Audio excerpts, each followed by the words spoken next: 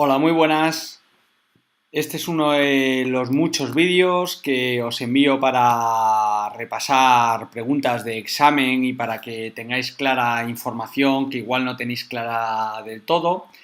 Os recuerdo cuestiones muy importantes para que le saques el máximo partido a este tipo de grabación. En primer lugar, estate centrado o centrada, no te disperses haciendo otras cosas. Ten en cuenta que lo más importante de todo esto es que tú le saques partido, que realmente aprendas, más que en pensar si esto te ha llevado a un error o a otro en cualquier examen o en cualquier evaluación. Y por supuesto no te vas a acordar de la información si no la anotas. Así que tanto para posibles cuestiones que se te puedan ocurrir y que quieras realizarme, como para aplicaciones tuyas, etcétera, mi consejo, por supuesto, es que anotes con muchísima frecuencia, que sea un aprendizaje muy activo. En primer lugar, respecto a la frecuencia de entrenamiento, como norma, y está en los apuntes y se ha reiterado muchísimas veces, cuanta más frecuencia de entrenamiento, mayores mejoras. Y las revisiones científicas son bastante claras respecto a esto, aunque cuando se igualan volúmenes de trabajo hay algún artículo que indica similares mejoras.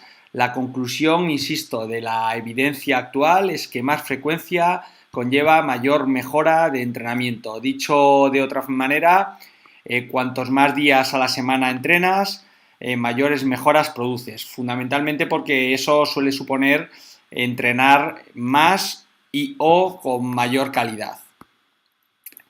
En contraposición, entrenar con muy alta frecuencia es contraproducente porque no permite descansos óptimos. Pues no, porque si entrenas con muy alta frecuencia lo que haces es equilibrar la dosis, y esto también lo hemos comentado muchas veces.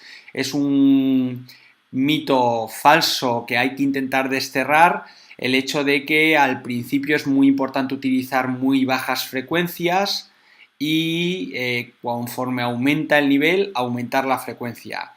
Esto solo es un principio a mantener si realizas exactamente el mismo entrenamiento, pero es que cuando entrenamos con muy alta frecuencia podemos entrenar menos tiempo, regular mejor la dosis, etc. Incluso puede ser positivo entrenar con muy alta frecuencia y controlando el volumen y la dosis para los hábitos y para la adherencia al entrenamiento, que es un aspecto absolutamente clave.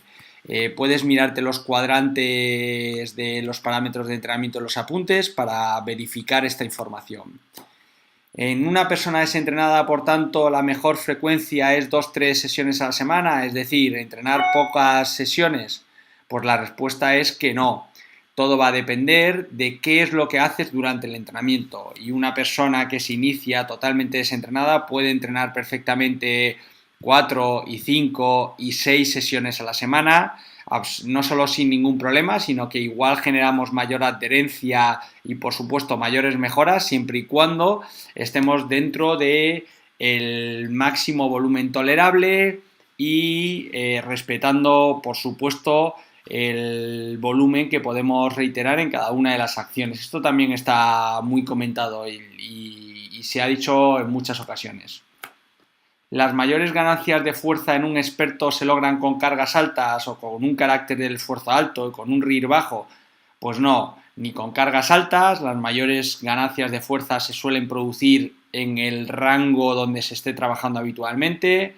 Tampoco se necesita un carácter del esfuerzo alto. De hecho, ya hay bastante evidencia que verifica que se produce con un carácter del esfuerzo medio y por tanto el RIR no es necesario que sea bajo, puede ser un RIR medio o un RIR alto dependiendo del tipo de carga que se utilice. Por tanto, hay muchos errores. En expertos que buscan hipertrofia, es decir, que tienen foco estructural, ¿se aconseja un entrenamiento a la semana por grupo muscular? Pues no. Hemos comentado que las últimas revisiones científicas lo que nos indican es que lo más recomendable es al menos 2 días por grupo muscular y que incluso podría ser más adecuado en determinados perfiles o que simplemente no sabemos si sería mejor incluso un tercer día a la semana. Lo que es seguro es que uno se considera una frecuencia baja en términos generales. Un programa full body está indicado sobre todo en personas que se inician y no en los demás.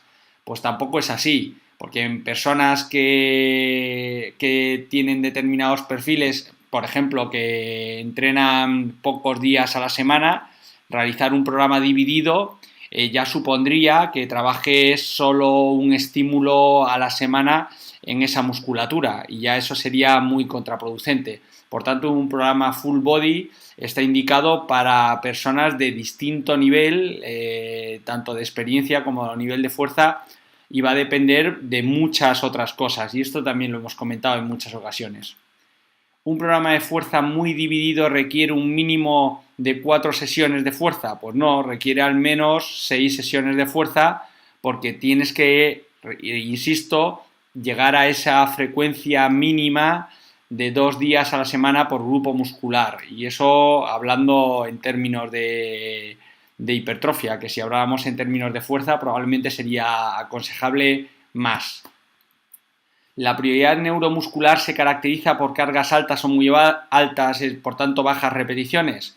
Pues no, la prioridad neuromuscular se caracteriza por muchas otras cuestiones y para eso te puedes mirar los cuadrantes, pero puedo utilizar cualquier tipo de carga. De hecho, lo que se recomienda es utilizar habitualmente las cargas específicas de los movimientos y acciones que quieras mejorar en mayor medida. Por tanto, es un mito falso aquello de que para darle prioridad neuromuscular al entrenamiento necesitas sí o sí cargas altas, porque en esa línea solo los muy expertos pueden tener prioridad neuromuscular y no es así en absoluto. Hasta aquí el primer vídeo y os iré mandando algunos más. Un saludo.